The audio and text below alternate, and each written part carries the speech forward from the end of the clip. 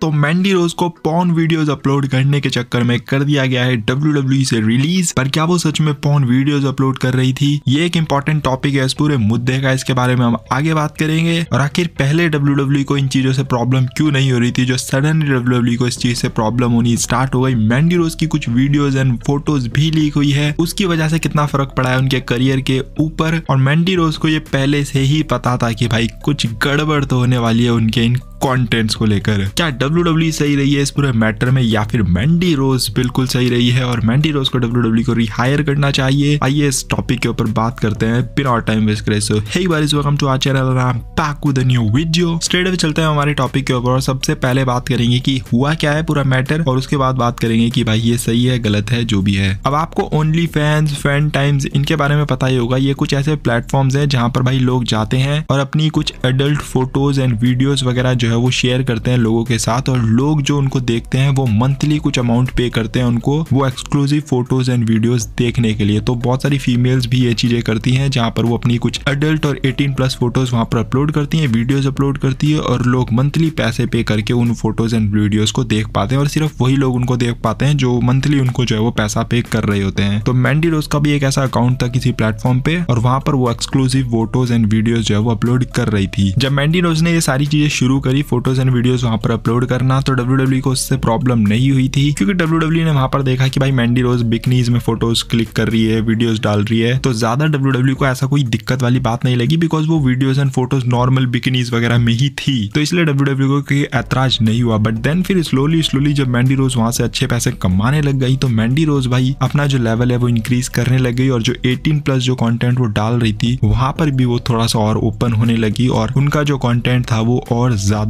Porn की तरफ जाता हुआ नजर आया। मतलब कहने का ये मतलब है भाई सिंपल, जहां बिकनी से ये चीजें शुरू हुई थी, एक समय आ गया कि भाई बिकनी भी भारी हो गई थी, तो वैसा सीन यहाँ पर क्रिएट हो गया था, और वैसी photos and videos upload Mandy रोज करने लग गई थी। इनफैक्ट मैंडी रोज को ये पता चल गया था कि वो अपनी इन कंटेंट की वजह से आगे चलकर मैनेजमेंट यानी कि WWE के मैनेजमेंट के साथ प्रॉब्लम में आ सकती है, यानी कि उनको दिक्कत हो सकती है इन फोटोज एंड वीडियोस से आगे चलकर, और वो प्रॉब्लम में आ सकती है, क्योंकि ये बात उनको पता है कि WWE के कॉन्ट्रैक्ट में क्या लिखा होता है, क्या क्या चीजें लिखी होती है, क्या क्या चीजें उन्होंने साइन करी है, WWE को किन चीजों से प्रॉब्लम होती है नहीं होती है, ये सारी चीजें उनको पहले ही पता थी। बट स्टिल वो अपनी फोटोज एंड वीडियोस कंटिन्यू करती रही, डालती रही अपनी photos and videos, and then फिर एक समय आता है जब उनकी कुछ फोटोज एंड वीडियोस वहां से हो जाती है लीक। अब वो किसने लीक करी किसने नहीं लीक करी ये एक अलग टॉपिक है। वहां से जब वो लीक हो जाती है तो भाई वो इंटरनेट पर फैल जाती है, हर कोई उसको देखता है, और ऑब्वियस सी बात है कि भाई WWE के पास तक भी वो फोटोज एंड वीडियोस पहुंच जाती है। एंड देन WWE रियलाइज करती है कि मैंडी रोज भाई कुछ ज्यादा ही एजी कंटेंट डाल रही है, या फिर कुछ ज्यादा ही 18+ ये कंटेंट चला गया है, और ये कहीं ना कहीं पॉर्न की तरफ लीड करता जा रहा है। और WWE को भाई पता लग गया कि अब उनके पास कोई चारा नहीं है मैंडी रोज को रिलीज करने के अलावा, और WWE एक डिसीजन लेती है, उनसे टाइटल वो NXT का ले लेती है एक ही दिन के अंदर, और फिर उनको रिलीज भी कर दिया जाता है। यहाँ पर दो सोर्स अलग अलग चीजें बता रही है। एक सोर्स ये कह रही है कि WWE ने स्ट्रेट अवे मैंडी रोज को रिलीज कर दिया, दूसरी सोर्स ये कहती है कि मैंडी रोज से WWE ने बात करी, उनको बोला ये सब कंटेंट ना अपलोड करने के लिए, और फिर उनके पास दो चॉइस दी गई, या तो वो इस कंटेंट को कंटिन्यू करती अपलोड करना, या फिर उनको WWE से हाथ धोना पड़ता, और उन्होंने चूज किया कि वो इस कंटेंट को नहीं छोड़ेगी और इसी कंटेंट को वो अपलोड करेगी रेगुलर। एंड WWE के पास कोई और ऑप्शन ना होने के बाद WWE ने उनको रिलीज भी कर दिया और उनसे टाइटल भी ले लिया। अब फैंस के इसके ऊपर क्या रिस्पॉन्स है, तो फैंस के गाइस इसके ऊपर मिक्स रिस्पॉन्स है। एक पार्ट ऑफ ऑडियंस ये कह रही है कि भाई बिल्कुल ही सही करा है मैंडी रोज के साथ, और एक पार्ट ऑफ ऑडियंस जो है वो मैंडी रोज के सपोर्ट में है। मैंडी रोज को बोल रही है कि भाई उन्होंने बिल्कुल सही किया है, वो उनकी मर्जी है, वो चाहे जो मर्जी करे, WWE को उनको ऐसे रिलीज नहीं करना था। इनफैक्ट ट्विटर पर कोई कैंपेन भी चल रहा था भाई ब्रिंग बैक मैंडी करके। अब देखो यहाँ पर दो चीजें हैं। पहला तो ये कि मैंडी रोज को खुद ये बात पता था कि अपने इन कंटेंट को लेकर उनको प्रॉब्लम होएगी इन फ्यूचर। उन्होंने अपने आसपास कुछ ऐसे इंडिकेशन देने शुरू कर दिए थे कि उनको प्रॉब्लम होगी मैनेजमेंट के साथ अपने इन कंटेंट को लेकर। तो जब इंसान को खुद को पता है ये बात कि वो ऐसे कंटेंट अपलोड कर रही है जिसकी वजह से वो प्रॉब्लम में आ सकती है मैनेजमेंट के साथ, तो अगर उसके बाद भी वो इस चीज को कंटिन्यू कर रही है तो फिर वो आपको ये चीज बताती है कि वो गलत है, बिकॉज वो जानबूझकर वो गलती कर रही है। अब आते हैं उनके कंटेंट के ऊपर, क्या ये सच में पॉर्नो की तरफ है या फिर ये नॉर्मल कंटेंट है। तो देखो जैसे कि मैंने आपको स्टार्टिंग में ही बताया कि जब वो शुरू में ये कंटेंट अपलोड कर रही थी तो वहां पर वो नॉर्मल बिकनीज वगैरह में फोटोज एंड वीडियोस जो है वो क्लिक कर रही थी, तो उससे कोई प्रॉब्लम नहीं थी WWE को। बट देन लेटली अगर आप उनके कंटेंट को देखोगे, जो उनका कंटेंट लीक लीक भी हुआ है उससे साफ पता चलता है कि भाई जो इनका कंटेंट लेटली अपलोड कर रही थी पॉर्न से ना थोड़ा सा ही पीछे है। काफी लोगों का कहना है कि भाई मैंडी रोज का ये पर्सनल चॉइस होनी चाहिए, वो कुछ भी अपलोड करे वो उसकी मर्जी होनी चाहिए। बट द पॉइंट इज कि भाई जब आप किसी कंपनी के साथ टाई अप होते हो, आपकी कंपनी के साथ कोई कॉन्ट्रैक्ट साइन होता है, तो आपको उस पैरामीटर के अंदर ही रहकर चीजें करनी होती है, अदरवाइज आपके लिए दिक्कत हो जाती है। जो मैंने स्टार्टिंग में ही कई बार बोल दिया है आपको कि भाई मैंडी रोज को ये बात पता थी कि वो अपने इन कंटेंट्स को लेकर प्रॉब्लम में आ सकती है मैनेजमेंट के साथ। तो दैट मीन्स वो इस चीज से अवेयर थी कि क्या चीजें WWE में करनी अलाउड है और क्या चीजें अलाउड नहीं है। अब बात अगर ये करे कि WWE सही थी उनको रिलीज करने के पीछे या गलत थी, तो देखो WWE एक बड़ी कंपनी है और इनकी ये खुद की पर्सनल सोच भी नहीं होती है। कई बार क्या होता है कि WWE के साथ बहुत सारे ब्रांड्स होते हैं जो स्पॉन्सरशिप के लिए उनको कांटेक्ट करते हैं या फिर डील्स होती है इनकी बड़ी बड़ी ब्रांड्स के साथ, तो उन सबको भी भाई इनको खुश रखना पड़ता है और इनको मेक श्योर करना पड़ता है कि उन ब्रांड्स को इन चीजों से प्रॉब्लम ना आए। बिकॉज WWE के साथ कुछ ऐसी ब्रांड्स भी टाई अप होती है जो कि 18+ कंटेंट को बिल्कुल भी अप्रिशिएट नहीं करते या फिर वो ऐसे प्रोडक्ट वगैरह बनाती है वो ब्रांड्स की वो 18+ कंटेंट नहीं दिखा सकते क्योंकि इनकी ऑडियंस वो 18+ वाली नहीं होती है। जैसे कि टॉय वगैरह हो गए, बच्चों के टॉय वाली भी